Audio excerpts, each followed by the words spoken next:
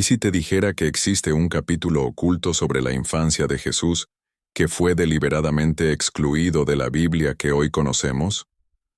Durante siglos, millones han leído los evangelios aceptados como palabra divina, pero pocos se han detenido a pensar en algo que salta a la vista con solo observar. La infancia de Jesús, el Hijo de Dios, está prácticamente en blanco. Salvo un episodio aislado en el templo, los años más formativos de su vida, su niñez, sus primeras palabras, sus experiencias como niño, simplemente no están. ¿Por qué? ¿Por qué el período más vulnerable y humano del Salvador fue reducido al silencio? Muchos no lo saben, pero existen textos antiguos, algunos hallados en cuevas polvorientas y otros resguardados en bibliotecas secretas, que narran hechos asombrosos de esos años perdidos. Relatos donde Jesús no solo habla y actúa como un adulto, en cuerpo de niño, sino donde realiza actos sobrenaturales que desconciertan incluso a quienes fueron testigos. Algunos documentos fueron considerados herejía, otros, peligrosos para la fe tradicional, pero todos tienen algo en común. Fueron censurados, ocultos, borrados de la historia oficial. Y sin embargo, sobrevivieron. Hoy, nos adentraremos en uno de esos textos prohibidos. Exploraremos los llamados evangelios apócrifos, en particular uno que ha generado fascinación y polémica entre teólogos, historiadores y creyentes. El Evangelio de la Infancia según Tomás. Un escrito que pinta una imagen de Jesús muy distinta a la que nos enseñaron en catequesis. Un niño con poder absoluto, a veces compasivo, otras veces temido. Pero, ¿por qué fue ocultado? ¿Qué aspectos de ese relato amenazaban tanto a la estructura eclesiástica que decidieron silenciarlo durante siglos? Y lo más inquietante, ¿qué verdades podrían estar todavía enterradas bajo capas de censura? ¿Traducciones manipuladas y decisiones conciliares? Este no es un video para los que buscan respuestas fáciles. Este es un viaje a los márgenes del cristianismo primitivo, a los textos que desafían la narrativa oficial, y a una pregunta que aún retumba en el silencio de los siglos. ¿Quién fue realmente Jesús en su infancia? ¿Y por qué no nos lo contaron? Si esta pregunta ya ha encendido tu curiosidad, te invito a que dejes un like. Así sabré que este tipo de contenido te interesa, y que comentes abajo. ¿Por qué crees que este capítulo fue borrado de la historia oficial? Tus ideas podrían aparecer en un próximo video. Y si sientes que este viaje vale la pena, considera suscribirte para no perder las futuras revelaciones que tenemos preparadas. Porque lo que descubrirás en los próximos minutos podría cambiar para siempre la manera en la que ves al Jesús histórico y al Jesús espiritual. Muchos no lo saben, pero uno de los textos más antiguos y polémicos sobre la infancia de Jesús es conocido como el Evangelio de la Infancia según Tomás, o simplemente el Evangelio de Tomás el Israelita. Este no debe confundirse con el Evangelio de Tomás Gnóstico, que contiene dichos de Jesús. No. Este otro Evangelio se centra en algo mucho más inquietante: los primeros años de vida del Mesías, cuando aún era un niño. Los documentos antiguos revelan que este evangelio circuló ampliamente en los primeros siglos del cristianismo. Fue leído por comunidades enteras, citado por padres de la Iglesia y copiado en diversos idiomas, pero con el paso del tiempo fue condenado, etiquetado como apócrifo y borrado del canon oficial en los concilios eclesiásticos. ¿Por qué? Al leerlo, es fácil entender la controversia. En sus páginas encontramos a un Jesús que, desde muy pequeño, muestra un poder inconmensurable. No es solo un niño sabio, es un niño que domina la materia, la vida y la muerte con palabras, con gestos, con pensamientos. Un pasaje describe cómo, a los 5 años, Jesús juega junto a un arroyo, moldea pajaritos de barro, y con solo aplaudir sus manos, les da vida y los hace volar. Milagroso, sí, pero también desconcertante. No es el tipo de historia que la Iglesia quería que se predicara en el púlpito. Otro relato va aún más lejos. Un niño vecino rompe los juegos de Jesús. El pequeño Jesús, en lugar de perdonar, lo maldice, y el niño cae muerto al instante.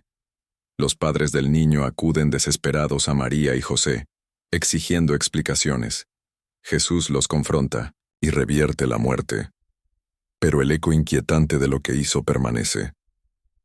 Estos relatos, aunque misteriosos, estaban muy lejos de la imagen dócil y serena que los evangelistas canónicos querían transmitir. Y sin embargo, estos textos circulaban entre los primeros cristianos. La pregunta que muchos se hacen es ¿por qué los rechazaron realmente? Muchos teólogos consideran que la figura de un Jesús niño con tanto poder resultaba peligrosa. Una figura así podría alimentar el pensamiento mágico, desviar el enfoque teológico de su mensaje de redención e incluso poner en tela de juicio su humanidad. Porque si Jesús, siendo niño, ya tenía control absoluto sobre la vida y la muerte, ¿qué lugar quedaba para su sufrimiento, su aprendizaje, su experiencia humana? Pero ¿y si la historia fuera diferente? ¿Y si este evangelio no fuera simplemente una leyenda fantasiosa, sino el eco distorsionado de tradiciones más antiguas y auténticas, suprimidas para moldear una narrativa más aceptable, más fácil de controlar? ¿Y si la imagen que hoy tenemos de Jesús fue cuidadosamente editada? El Evangelio de Tomás no es el único que menciona estos hechos. Existen otros textos, como el Evangelio árabe de la infancia o el protoevangelio de Santiago, que también pintan un retrato lleno de prodigios, conflictos y revelaciones en los primeros años del Mesías. Pero fue el de Tomás el que más inquietud generó, quizá porque presenta a un Jesús con plena conciencia de quién es desde la infancia, algo que contradice incluso el relato de Lucas, donde crecía en sabiduría y estatura. Y si esta conciencia plena fuera real, ¿qué significaría eso para la historia de la salvación? ¿Era Jesús consciente de su divinidad desde que dio sus primeros pasos? Y si algunos en la Iglesia consideraron que esa idea era demasiado poderosa, demasiado peligrosa, para ser compartida, en el próximo bloque exploraremos cómo este evangelio fue perseguido, qué concilios lo eliminaron oficialmente, y qué motivaciones políticas y espirituales hubo detrás de ese acto de censura. Lo que descubrirás revelará más que un simple texto antiguo. Podría desnudar una estrategia de poder encubierta en los cimientos del cristianismo. Muchos no lo saben, pero la Biblia que hoy leemos y consideramos sagrada, no siempre fue la misma. El canon bíblico, es decir, la lista de libros aceptados como inspirados por Dios, fue el resultado de debates, decisiones políticas, presiones teológicas y censuras deliberadas. Y en ese proceso, textos como el Evangelio de la infancia, según Tomás, fueron silenciados con precisión quirúrgica. La pregunta es, ¿quién decidió qué evangelios se quedaban y cuáles serían borrados? ¿Y con qué criterio? Retrocedamos a los siglos III y IV. El cristianismo pasaba de ser un movimiento perseguido a convertirse en la religión oficial del Imperio Romano. La conversión de Constantino al cristianismo, en el siglo IV, marcó un punto de no retorno. Lo que había comenzado como una fe subversiva, radical y espiritual, se institucionalizó. Para mantener la unidad, los obispos se reunieron en los famosos concilios, Nicea, 325 d.C., Hipona, 323 d.C., y Cartago, 397 d.C. En estos encuentros no solo se discutían dogmas y herejías, también se definía qué textos podían ser leídos en las iglesias y cuáles debían desaparecer. Los documentos antiguos revelan que en estos concilios, los evangelios que ofrecían una visión más controlable de Jesús, humano, sufriente, obediente, fueron priorizados. Mientras tanto, textos que mostraban un Jesús misterioso, precoz, con poderes inquietantes desde niño, fueron descartados por considerarse peligrosos, heréticos o gnósticos. El Evangelio de Tomás fue uno de los primeros en ser proscrito. Y no por falta de antigüedad. Muchos estudiosos sostienen que fue escrito en el siglo II, incluso antes que algunos textos aceptados, sino porque no encajaba con la imagen institucionalizada de Jesús que la Iglesia quería promover. Pero, ¿por qué exactamente generaba tanto miedo? Primero, porque mostraba un Jesús que parecía actuar sin filtros humanos, que usaba su poder divino desde la niñez, incluso para reprender o castigar. Esto podía desafiar la imagen de perfección moral y equilibrio emocional que se esperaba del Salvador. Segundo, porque presentaba a Jesús con una conciencia de sí mismo desde temprana edad, lo que chocaba con la idea de un crecimiento progresivo en sabiduría y gracia. Y tercero, porque este tipo de relatos se prestaban para interpretaciones esotéricas, gnósticas, o simplemente dificultaban el control doctrinal sobre la figura del Cristo. El teólogo Orígenes, en el siglo III, ya hablaba de evangelios no aceptados y advertía contra su lectura. Irineo de León, uno de los primeros grandes defensores del canon cerrado, escribió contra los falsos evangelios que, según él, confundían a los fieles. Pero curiosamente, estos textos confusos eran leídos y venerados por muchos cristianos en Asia Menor, Egipto y Siria. Y si la exclusión de estos textos no fue solo una cuestión teológica, sino también política, ¿qué pasaría si ciertos líderes religiosos vieron en ellos una amenaza a su control y no a la fe? Porque no debemos olvidar algo fundamental. El conocimiento es poder. Y quien controla la narrativa sagrada, controla el pensamiento espiritual de generaciones enteras. En el caso del Evangelio de la Infancia según Tomás, su exclusión significó más que la pérdida de un texto. Significó el entierro de una imagen más mística, compleja e incontrolable del Mesías. Pero los textos prohibidos tienen una cualidad especial. Siempre encuentran cómo sobrevivir. En el siguiente bloque, nos adentraremos en los fragmentos más impactantes del Evangelio de Tomás. Veremos lo que realmente dicen sobre el niño Jesús y por qué esas historias siguen incomodando a tantos siglos después. Muchos han crecido con una imagen tierna y pacífica del niño Jesús, obediente, dulce, lleno de gracia, jugando con otros niños de Nazaret. Pero el Evangelio de la Infancia según Tomás, uno de los textos más antiguos y enigmáticos excluidos del canon, pinta una figura muy diferente. Una figura inquietante. Según este Evangelio, Jesús no solo era consciente de su poder divino desde los primeros años de su vida, también lo utilizaba sin restricciones humanas. Y lo que estas historias describen ha sido, por siglos, una fuente de asombro, temor y debate entre teólogos, historiadores y creyentes. Uno de los relatos más conocidos nos habla de un niño Jesús jugando junto a un arroyo. Con un simple gesto de sus manos, moldea 12 pajarillos de barro. Al ser confrontado por otro niño por haber trabajado en sábado, Jesús da una orden, y las aves de barro alzan el vuelo. Había dado vida con sus palabras. Un acto de creación, de poder absoluto. Pero no todos los relatos son tan inocentes. En otra escena, un niño choca accidentalmente con Jesús. En lugar de perdonarlo, el joven Mesías lo maldice. Tú no seguirás tu camino. El niño cae muerto al instante. Cuando los padres del fallecido acuden a José a exigirle explicaciones, Jesús responde con frialdad.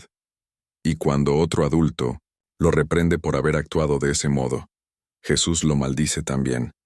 Y el hombre queda ciego. Estos pasajes han generado un intenso debate. ¿Cómo encaja esta versión de Jesús con el Cristo del amor y la misericordia?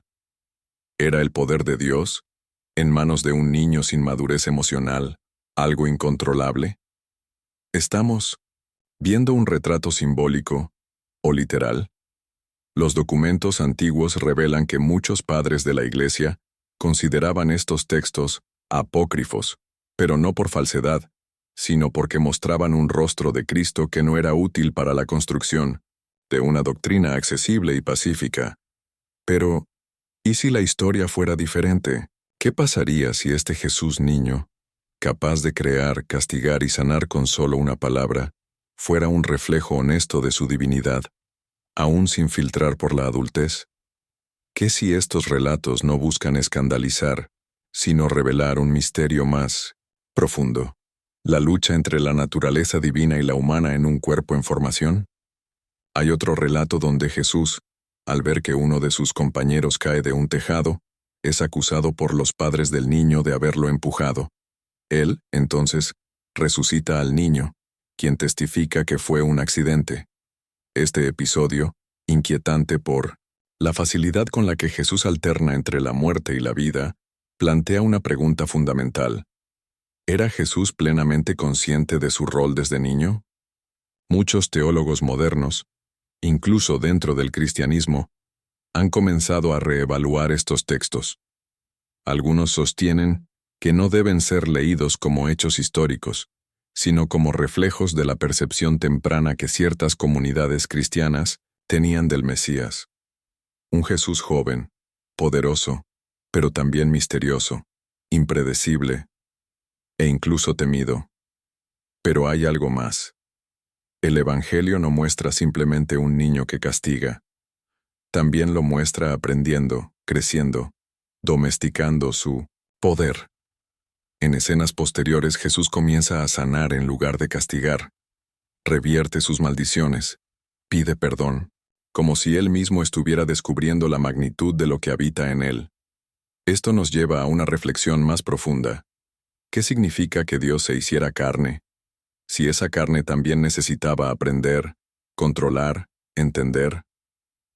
Tal vez estos relatos no son escandalosos. Tal vez son humanamente divinos. En el próximo bloque, exploraremos cómo estas versiones fueron combatidas por los primeros líderes de la Iglesia, qué temían exactamente de estos relatos, y por qué tantos esfuerzos fueron hechos para que nunca llegaran a nuestros ojos. Muchos no lo saben, pero durante los primeros siglos del cristianismo, la Biblia no era un libro fijo, ni sus relatos estaban completamente definidos. En realidad existían decenas, algunos dicen que más de 100, evangelios, cartas, visiones y profecías circulando entre los creyentes. Algunos eran aceptados por comunidades enteras, otros rechazados con furia. Todo estaba en disputa. En medio de esta tormenta de textos, los llamados evangelios de la infancia eran especialmente polémicos. Los documentos antiguos revelan que, entre los siglos II y IV, textos como el Evangelio de Tomás, el Protoevangelio de Santiago, el Evangelio árabe de la infancia y otros manuscritos similares, eran leídos por miles de cristianos. Eran amados, debatidos, compartidos. Muchos creían que contenían detalles auténticos de la niñez de Jesús, esa etapa misteriosa que los evangelios canónicos apenas mencionan. Pero, ¿por qué fueron rechazados? La respuesta es compleja y profundamente reveladora. Con el ascenso del cristianismo como religión oficial del Imperio Romano, la Iglesia necesitaba orden, coherencia, unidad. No podía permitirse una fe fragmentada por docenas de narrativas conflictivas. Había que establecer una versión oficial de la vida de Jesús, y esa versión debía ser clara, edificante y, sobre todo, controlada. Así nació el canon. 4 evangelios. Ninguno más. Y todo lo que no encajara con ellos fue silenciado. Los textos que mostraban a un niño Jesús con poderes desbordantes, que mataba y resucitaba sin explicación, que tenía conocimiento divino desde la cuna, fueron considerados peligrosos. No por herejía directa, sino porque cuestionaban el equilibrio entre humanidad y divinidad que la Iglesia trataba de presentar. Los obispos y concilios empezaron a usar una palabra clave para estos escritos: apócrifos, que no significa falsos, sino ocultos, es decir, reservados para unos pocos. Pero con el tiempo, esa palabra se convirtió en sinónimo de prohibido. Pero ¿quién decidió qué era verdadero y qué no? Durante el Concilio de Nicea en el año 325, bajo el auspicio del emperador Constantino, se dio uno de los pasos más firmes hacia la unificación de las Escrituras. Aunque el canon bíblico completo no fue sellado allí, Sí se marcaron los textos que serían promovidos y los que serían olvidados. Entre estos últimos estaban los relatos de la infancia de Jesús que no encajaban en la nueva narrativa. Un Jesús controlado, pacífico, sin sombras. Y así, durante siglos, estos evangelios fueron escondidos, perseguidos, quemados. Quienes los copiaban en secreto eran acusados de herejía. Algunas comunidades que los conservaban fueron tildadas de gnósticas, y sus libros destruidos por completo. Pero, como suele pasar con la verdad, siempre queda un rastro. Muchos de estos textos sobrevivieron en cuevas, monasterios remotos, y más tarde en bibliotecas privadas. Uno de los descubrimientos más impactantes ocurrió en Nag Hammadi, Egipto, en 1945, donde fueron hallados más de 50 textos cristianos antiguos, entre ellos evangelios perdidos, cartas ocultas y revelaciones prohibidas. Y con ellos, las historias del niño Jesús que la Iglesia no quiso preservar. Pero, ¿qué temía realmente la Iglesia de estos textos? En el próximo bloque, nos adentraremos en el corazón de la controversia, las implicaciones teológicas de un Jesús niño todopoderoso. ¿Podía un niño ser plenamente divino y al mismo tiempo humano? ¿Qué nos dice eso sobre el Dios que creemos conocer? ¿Qué harías si descubrieras que un niño de apenas 5 años tiene el poder de moldear la materia con solo una palabra? ¿Qué pasaría si ese niño, irritado, pudiera provocar la muerte de quien lo ofendiera, y luego devolverle la vida como si jugara con los límites de la existencia? Eso es exactamente lo que describen algunos de los evangelios apócrifos sobre la infancia de Jesús. Y no es una metáfora. Es un relato literal de un niño con poder absoluto, sin filtros humanos, sin la supuesta madurez que vendría más adelante. Uno de los textos más impactantes es el Evangelio de la Infancia según Tomás, un escrito del siglo II. En este relato, encontramos a Jesús a los 5 años jugando a orillas de un arroyo. Allí, modela 12 pajaritos con barro, y al ser reprendido por un adulto por profanar el sábado, simplemente da una orden, y los pájaros cobran vida y echan a volar. Pero este milagro encantador contrasta rápidamente con otras escenas, inquietantes. Cuando un niño lo empuja o lo interrumpe, Jesús lo seca con una sola palabra. Otro niño cae muerto tras una disputa con él, y cuando los padres de las víctimas acusan a María y José, Jesús pronuncia una maldición y deja ciegos a los acusadores. Muchos no lo saben, pero estos relatos fueron ampliamente leídos por comunidades cristianas orientales durante siglos. No eran considerados blasfemos. Al contrario, se entendían como parte del misterio divino. Un Mesías que, incluso en su infancia, cargaba con un poder insondable. Pero, ¿qué tan lejos iba esta imagen? Los documentos antiguos revelan que en algunos textos, como el Evangelio árabe de la infancia, Jesús ya dominaba lenguas antiguas, revelaba secretos ocultos de los sabios y hasta sanaba a niños poseídos por espíritus. Un niño de no más de 6 años, haciendo exorcismos, dando instrucciones médicas, predicando entre los ancianos.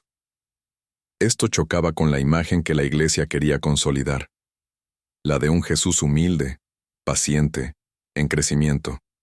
Un Jesús que aprendía de Dios, como cualquier ser humano. Pero en estos relatos, lo que vemos es un niño Dios plenamente consciente de su origen, su destino y su poder. Pero, ¿y si la historia fuera diferente? ¿Qué pasaría si Jesús nunca creció en conocimiento como se nos dice en Lucas 2:52? ¿Y Jesús crecía en sabiduría, en estatura y en gracia? ¿Y si desde el principio fue plenamente consciente de su divinidad, como sugieren estos textos silenciados? Esta idea generaba temor, no solo porque hacía de Jesús una figura más difícil de entender, sino porque ponía en crisis la humanidad misma del Salvador. Si Jesús no tuvo un proceso de desarrollo, ¿cómo puede identificarse con nosotros? ¿Cómo puede sufrir, aprender, dudar, si desde niño ya era omnisciente? Por eso, muchos estudiosos creen que estos textos fueron suprimidos. No por falsedad, sino por riesgo teológico, porque retratar a un Jesús que mataba y resucitaba con la misma facilidad con la que un niño rompe y arregla un juguete es perturbador. Sin embargo, esa imagen también abre una puerta fascinante, la de un Dios encarnado que tuvo que aprender a controlar su poder, que vivió como todo niño, conflictos, emociones desbordadas, incomprensión, y que, a pesar de milenos, su divinidad pasó por un proceso de crecimiento interior, una idea que humaniza y al mismo tiempo profundiza el misterio. En el próximo bloque exploraremos cómo estos relatos alternativos influyeron en tradiciones cristianas antiguas que sobrevivieron fuera del radar de Roma. Comunidades enteras que preservaron estas visiones del niño Jesús como guía, como maestro y como profeta desde su infancia. Muchos creen que la figura del niño Jesús que conocemos hoy, representada en nacimientos y villancicos, fue una construcción dulce y simbólica de la tradición cristiana. Pero lo que casi nadie sabe es que, en los primeros siglos del cristianismo, existieron comunidades enteras que no solo veneraban al niño Jesús, sino que lo consideraban un ser místico de sabiduría y poder sobrenatural. Estas comunidades no estaban en Roma, ni en Jerusalén.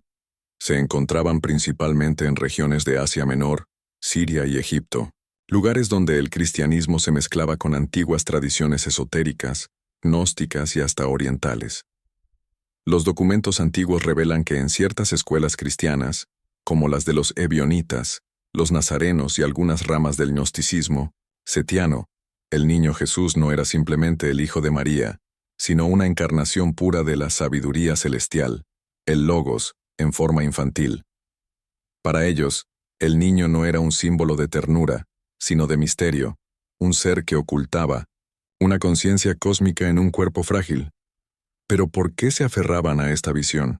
Porque para estas comunidades el Jesús adulto, el que predica, muere y resucita, era incompleto sin la comprensión de su infancia milagrosa. Creían que el verdadero conocimiento de Dios se manifestaba en la totalidad de la experiencia humana, incluyendo la niñez. En sus escritos, muchos de los cuales han sido descubiertos en manuscritos enterrados durante siglos, encontramos oraciones, cánticos y meditaciones dirigidas al niño de la luz. Se dice que en algunas liturgias secretas se invocaba al infante divino para obtener sabiduría oculta, visión espiritual y hasta curación de enfermedades.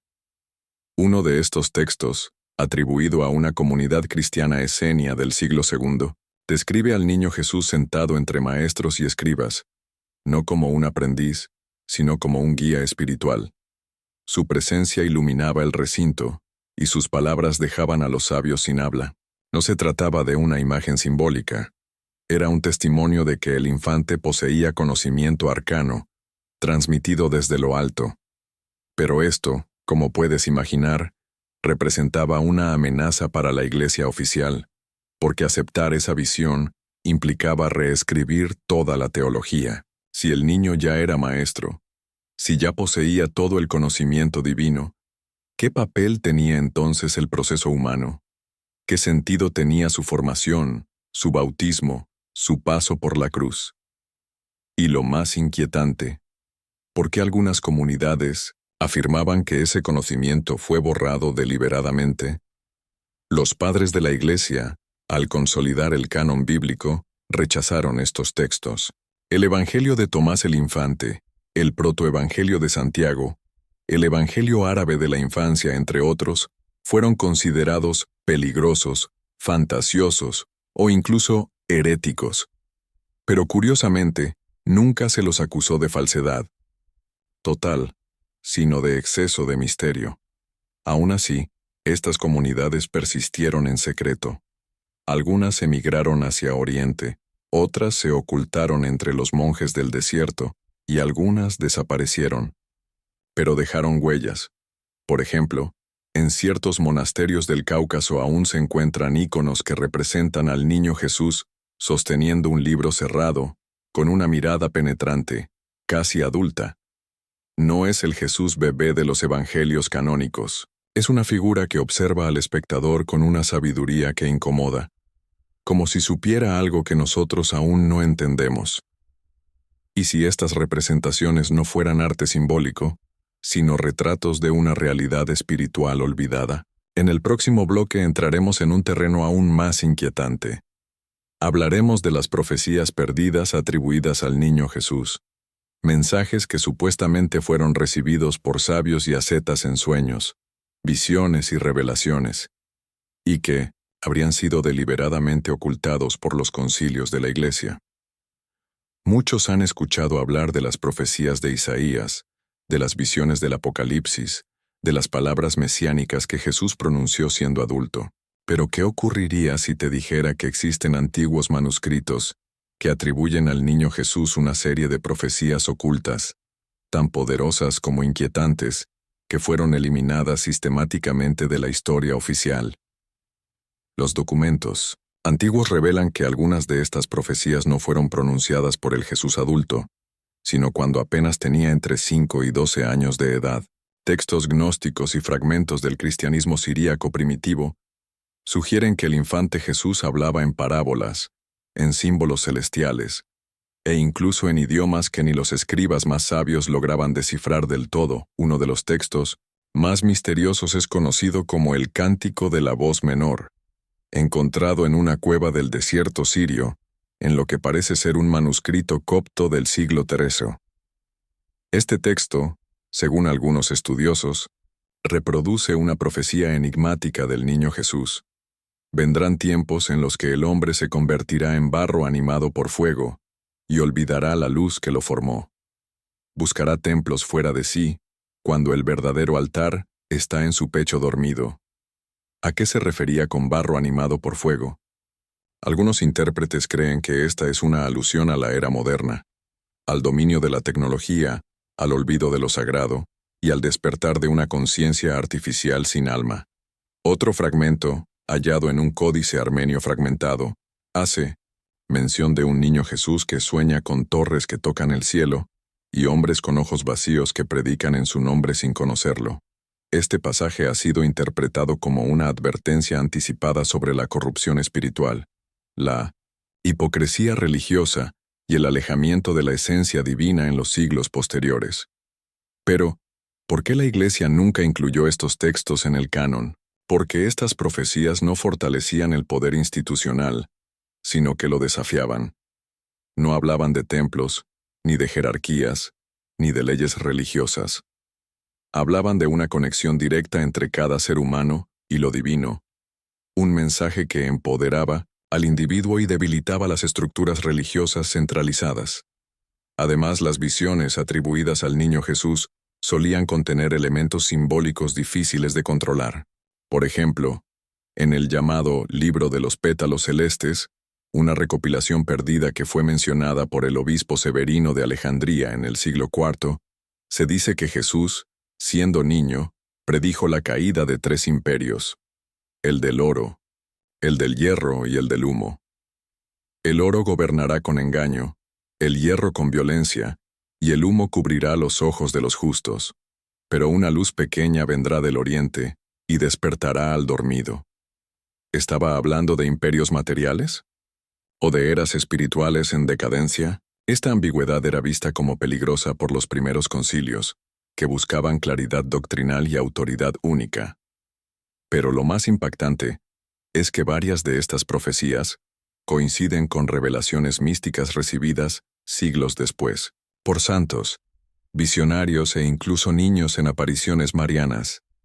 Es posible que el mismo espíritu profético del niño Jesús haya continuado manifestándose a lo largo del tiempo, como una voz persistente que la historia trató de silenciar. ¿Y si las profecías del niño no eran meras metáforas, sino advertencias urgentes, destinadas a quienes aún pueden escuchar? En el siguiente bloque, exploraremos una dimensión aún más secreta: los símbolos esotéricos que aparecen en 1900, las representaciones más antiguas del niño Jesús, y cómo estas imágenes podrían revelar códigos ocultos que nos hablan de un conocimiento milenario que hoy comienza a despertar. A simple vista, las imágenes del niño Jesús que adornan iglesias, pinturas renacentistas y manuscritos antiguos parecen inocentes, incluso tiernas. Un niño con túnicas blancas, sostenido por su madre o sentado con sabiduría inexplicable, en medio de doctores. Pero al observar detenidamente algunas de las primeras representaciones cristianas, encontramos símbolos inquietantes, detalles que no encajan con la narrativa tradicional, y que podrían contener mensajes ocultos, destinados solo a quienes tienen ojos para ver. Muchos no lo saben, pero algunas de las más antiguas iconografías del Niño Jesús, anteriores incluso a los concilios que definieron los dogmas, lo muestran con atributos más propios de un maestro esotérico que de un simple infante. Uno de los ejemplos más desconcertantes se halla en las catacumbas de Priscila, en Roma. En un fresco del siglo II, aparece una figura infantil de pie, con una túnica corta y la mano derecha alzada, en lo que parece ser un mudra oriental, un gesto comúnmente usado por sabios del hinduismo y el budismo para simbolizar la transmisión de conocimiento sagrado. ¿Qué hace ese gesto en una figura cristiana tan temprana? Pero eso no es todo. En varias pinturas bizantinas y coptas, el niño Jesús aparece con una esfera dorada en la mano, la llamada globus cruciger, que se interpretó más tarde como símbolo del dominio cristiano sobre el mundo. Sin embargo, en las representaciones más primitivas esta esfera no lleva cruz, sino inscripciones que parecen estar inspiradas en lenguajes astrales o alquímicos. Algunos investigadores, como el iconógrafo ruso Pavel Florensky, sostienen que estas esferas representaban el conocimiento del cosmos oculto, algo que habría sido heredado de antiguas escuelas sapienciales egipcias y caldeas. Y hay más. En los 1800 códices iluminados del siglo V, sobre todo en manuscritos irlandeses y etíopes, el niño Jesús aparece rodeado de animales fantásticos, árboles ardiendo, ruedas aladas, y en una imagen incluso sostiene una flor de loto cerrada, símbolo del despertar interior en múltiples tradiciones orientales. ¿Coincidencia? ¿O una huella dejada por los primeros cristianos místicos, aquellos que veían en Jesús no solo al Hijo de Dios, sino al portador de una sabiduría universal? Pero, ¿por qué estos símbolos fueron desapareciendo con el paso del tiempo? La respuesta, según varios estudiosos del simbolismo sagrado, radica en el cambio de paradigma que sufrió el cristianismo al convertirse en religión oficial del Imperio Romano. Se abandonó progresivamente el lenguaje simbólico profundo, que requería contemplación y discernimiento, para adoptar un mensaje más directo, dogmático, controlable. Las imágenes fueron purificadas, sus elementos más crípticos eliminados, sus significados simplificados para las masas, y con ello, se apagó una parte del misterio que envolvía al niño Jesús. Sin embargo, algunos artistas medievales decidieron mantener los códigos en secreto, camuflándolos en obras maestras. En el retablo de Isenheim, por ejemplo, se representa a Jesús crucificado con una piel llena de llagas, símbolo de la enfermedad espiritual del mundo. Pero en un panel oculto aparece una escena de su infancia, donde sostiene un fruto prohibido, parecido a una granada abierta con forma de corazón. Este fruto, según los místicos, representa el conocimiento oculto que solo podía ser transmitido a quienes estaban dispuestos a sufrir una muerte simbólica para renacer. Y entonces surge la gran pregunta: ¿qué quería transmitirnos el niño Jesús a través de estos símbolos? ¿Era simplemente una iconografía artística? ¿O estamos ante un lenguaje velado que aún hoy tiene el poder de despertar algo dentro de nosotros? En el siguiente bloque, vamos a descender aún más en este enigma. Hablaremos de los años perdidos, de Jesús en tierras lejanas, según registros que lo ubican en India, Egipto y Tíbet, mucho antes de que iniciara su ministerio en Galilea.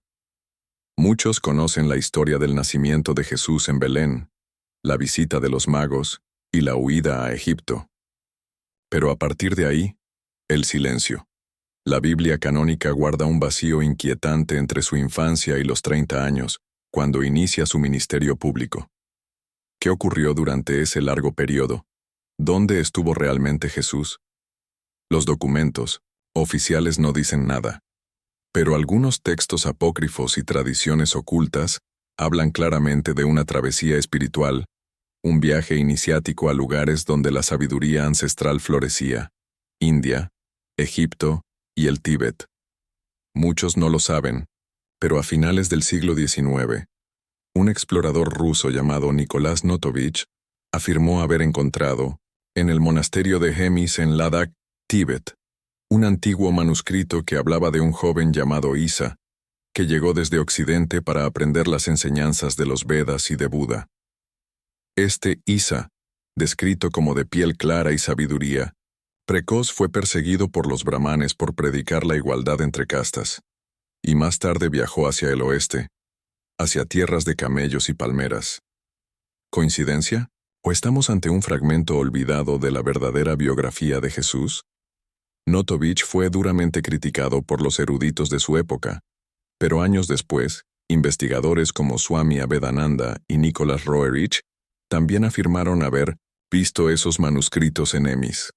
Según sus relatos, Jesús, aún niño o adolescente, habría vivido en India durante varios años, estudiando con maestros de diferentes corrientes místicas, antes de regresar a su tierra con un conocimiento que desafiaba las estructuras religiosas de su tiempo. Pero la India no es el único escenario de esta historia velada. En Egipto, la tradición copta mantiene viva una fuerte creencia: que Jesús pasó gran parte de su infancia allí, estudiando en templos antiguos, absorbiendo la sabiduría de los sacerdotes que aún conservaban fragmentos del saber atlante.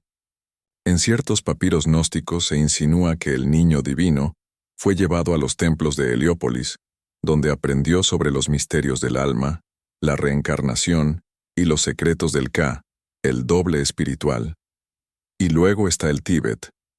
Las crónicas de algunos monjes budistas mencionan la visita de un joven sabio extranjero, de rostro sereno y verbo poderoso, que compartía enseñanzas similares a las del Buda, pero hablaba de un Padre celestial compasivo, de un reino interior que no era de este mundo y del poder del amor sobre la ley del karma.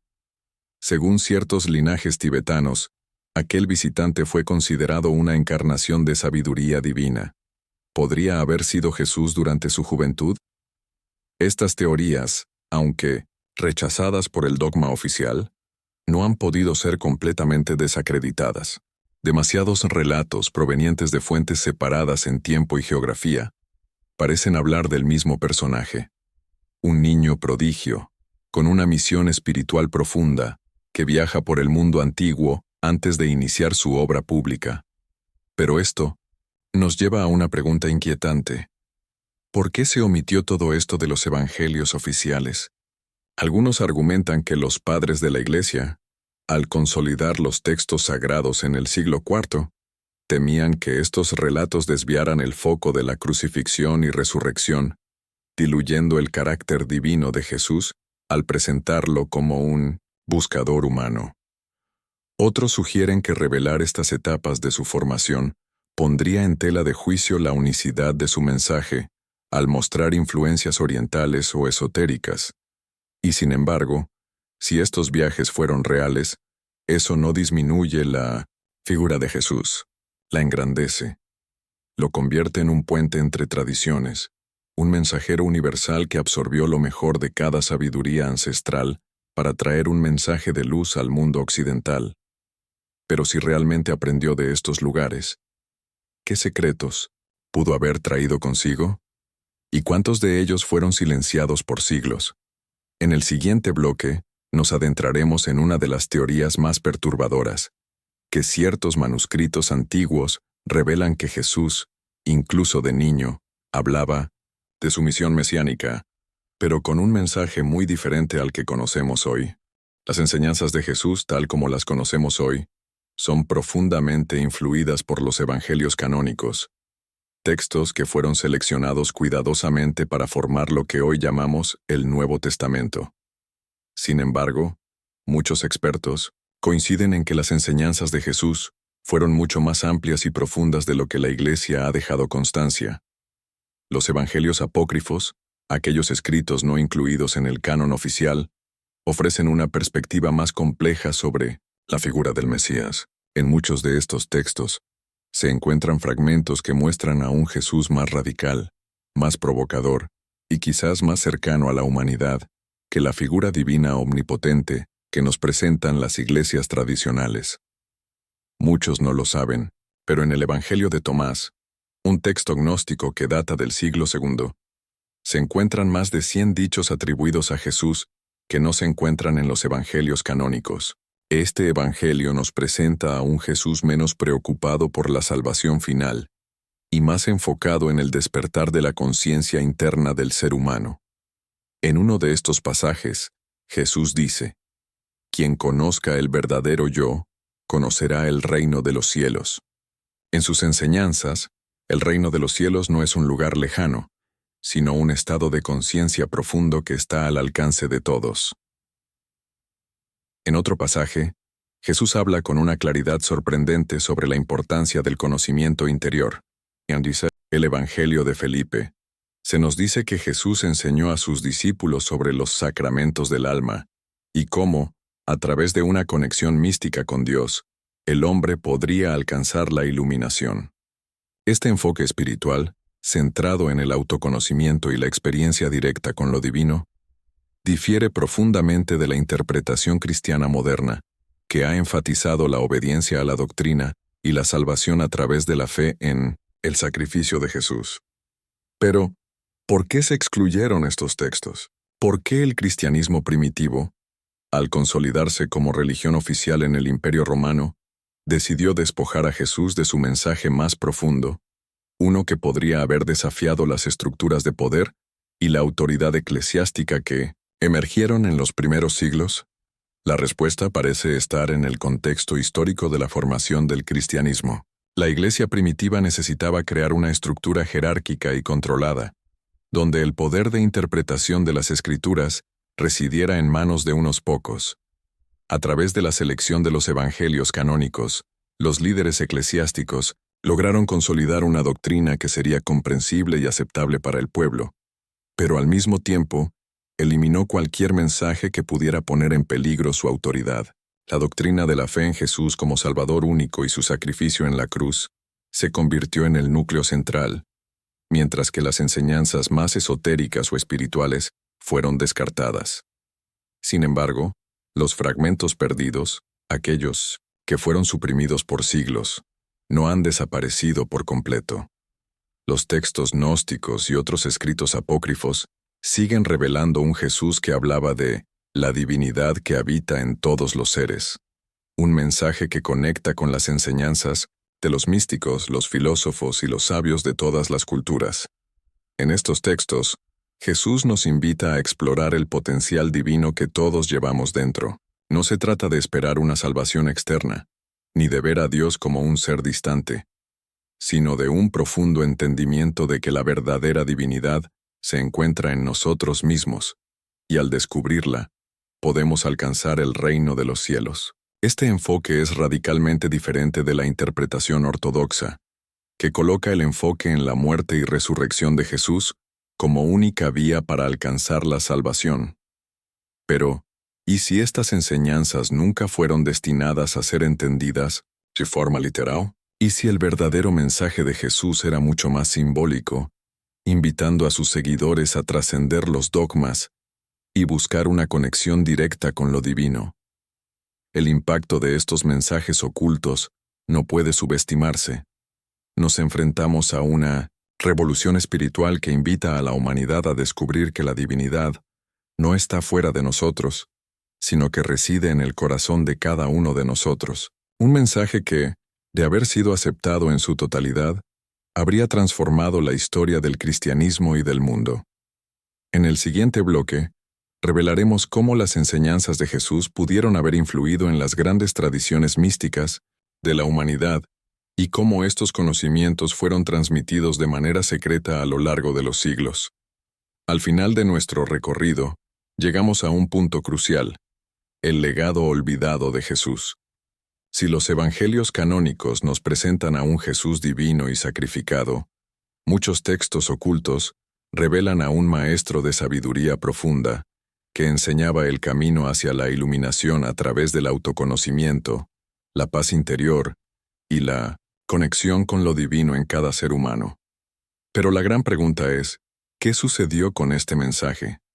¿Por qué no fue aceptado por la Iglesia oficial? Si bien las escrituras canónicas nos muestran a Jesús como el Hijo de Dios, un ser superior enviado para salvar al mundo, los textos gnósticos, los apócrifos y las tradiciones místicas nos presentan a un Jesús completamente diferente, un ser humano excepcional, pero no el único portador de la verdad.